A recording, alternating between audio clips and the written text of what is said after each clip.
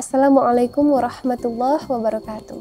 Bertemu kembali dengan saya Yosi. Bagaimana kabar teman-teman semua pada hari ini? Semoga Allah selalu memberikan kesehatan dan kebaikan kepada kita bersama. Nah, bagi teman-teman yang sudah bergabung, silahkan dibuka Al-Qur'annya. Sekarang kita akan membaca surah Al-Kafirun dan nanti kita akan mencoba mengulas tajwid apa saja yang ada pada surah Al-Kafirun ini. Dan bagi teman-teman yang belum bergabung, silahkan ditekan tombol subscribe-nya dan aktifkan terus ya notifikasinya. Semoga bisa memberikan manfaat untuk kita bersama. Baik teman-teman, langsung saja kita baca dulu surah Al-Kafirunnya per ayat, kemudian kita ulas ya satu persatu.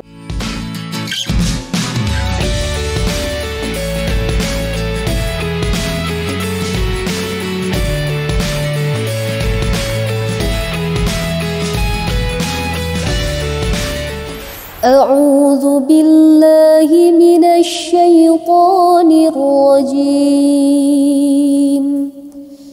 Bismillahirrahmanirrahim. Qul ya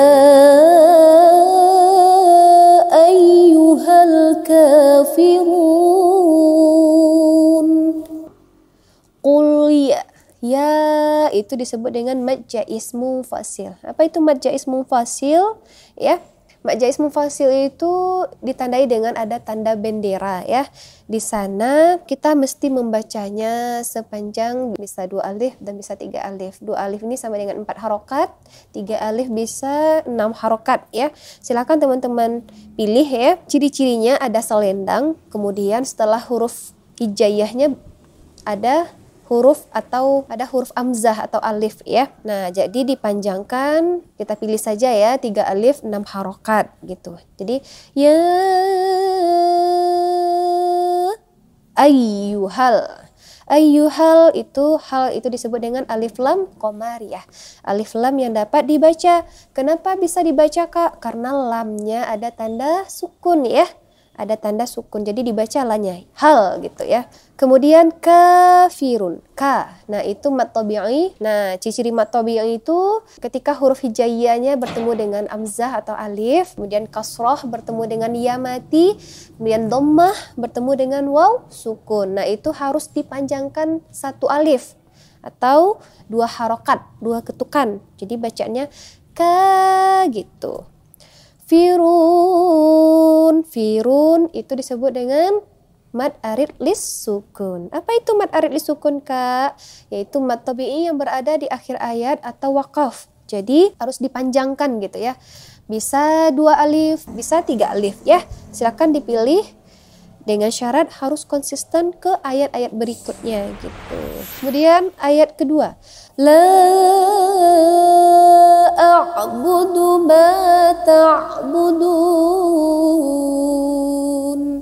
La itu apa tadi? Mad jaiz munfasil. Mad jaiz munfasil ya, karena ada tanda selendang bertemu dengan alif ya. Jadi disebut dengan mad jaiz munfasil. A'budu tidak ada ya. Ma itu mad tabi'i karena ada huruf hijaiyah ma-nya berbaris fathah bertemu dengan alif, itu dibaca 2 harokat ya atau 2 ketukan. Ta'budun itu dun, itu arid li sukun. Arid li sukun ya. Silakan dibaca mau 2 alif atau 3 alif. Silakan dipilih. Wala antum 'abiduna ma a'bud. Wala itu apa tadi? Mad jaiz munfasil. Kenapa mad jaiz munfasil? Karena dia berada di kalimat yang terpisah gitu ya, atau kata yang terpisah. Jadi dia disebut dengan mad jaiz. Tapi kalau mad wajib itu harus 1 kata ya, seperti sya gitu. Wala Nah, nun mati bertemu dengan huruf ta itu disebut dengan ikhfa haqiqi ya, karena ada nun mati bertemu dengan huruf ikhfa yaitu ta, maka dibaca samar ya. Antu. Nah, samar ke huruf ta ya. Tum'a. Mim mati bertemu dengan huruf ain, yaitu salah satu huruf hijaiyah disebut dengan izhar syafawi ya. Jadi izhar syafawi adalah apabila mim mati bertemu dengan seluruh huruf hijaiyah kecuali mim dan ba. Maka itu harus dibaca jelas ya. Jadi kita bacanya tum'a. Itu disebut dengan mad tabi'i karena ada fathah yang tegak ya. Bidu mad tabi'i karena da bertanda dhammah bertemu dengan waw mati, baca 2 harakat. Du nama itu mad jaiz munfasil. Bud itu qalqalah kubra. Kenapa qalqalah kubra? Karena berada di akhir kalimat ya atau di waqaf. Jadi bacanya agak besar ya. Bud. Wala ana 'abidun ma 'abadtum. Wala mad jaiz munfasil. Mad tabi'i ya 2 harakat dipanjangkan. Bidum. Apabila nun mati atau tanwin bertemu dengan huruf mim itu disebut idgham bi gunnah. Ya, idgham bi gunnah yaitu apabila nun mati atau tanwin bertemu dengan huruf idgham bi gunnah yaitu 4 mim, nun, waw dan ya. Di sini ada mim, sebelumnya ada tanwin ya, dhammatain ya. Jadi kita harus membaca dengung. Bidumma ya. Ma itu mad tabi'i, abadtum ya. Wala antum 'abiduna ma a'bud. Wala mad jaiz munfasil. Antum sama ya, ikhfa hakiki itu harus dibaca samar. Tum'a mim mati bertemu dengan huruf ain itu disebut dengan izhar syafawi. Biduna du itu mad tabi'i. Mad jaiz munfasil. Bud itu disebut dengan qalqalah kubrah. Lanjut ayat 6. Lakum dinukum waliyadin. Lakum di mim mati bertemu dengan huruf dal itu disebut dengan izhar syafawi karena ada mim mati bertemu dengan huruf dal ya, bukan mim dan ba. Jadi disebut dengan izhar syafawi.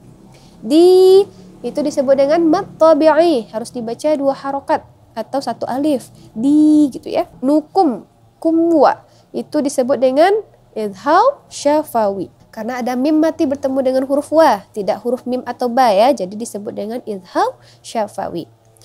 Dia din itu arid lis sukun yaitu ada mad tabi'i ya, kemudian ada huruf hijaiyah yang mati di sana karena waqaf ya atau berhenti, tanda berhenti ada di sana. Jadi harus dibaca bisa 2 alif 4 harakat, bisa 3 alif 6 harakat ya.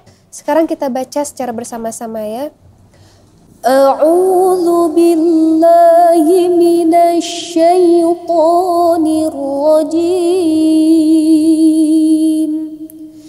Bismillahirrahmanirrahim.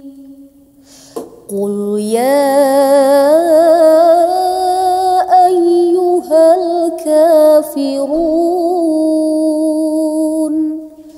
la a'budu ma ta'budun wa la antum 'abiduna ma a'bud wa la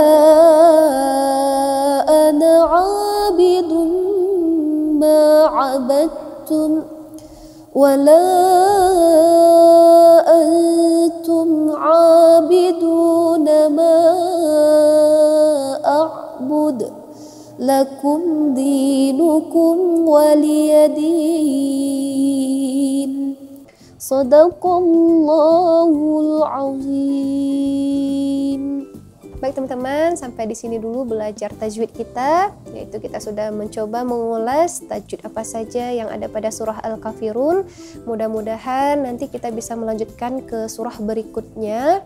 Silakan teman-teman simak terus. Semoga dengan belajar seperti ini kita bisa ingat terus ya apa saja tajwid yang ada dalam bacaan kita gitu ya. Dan bagi teman-teman yang ingin belajar irama atau belajar bacaan Quran yang lainnya, silakan berkunjung atau melihat di channel Oci Yosi Official. Semoga bisa membantu teman-teman semua. Baik, pasti mohon maaf jika ada kesalahan baik dalam membaca Al-Quran maupun dalam menyampaikan. Assalamualaikum warahmatullahi wabarakatuh.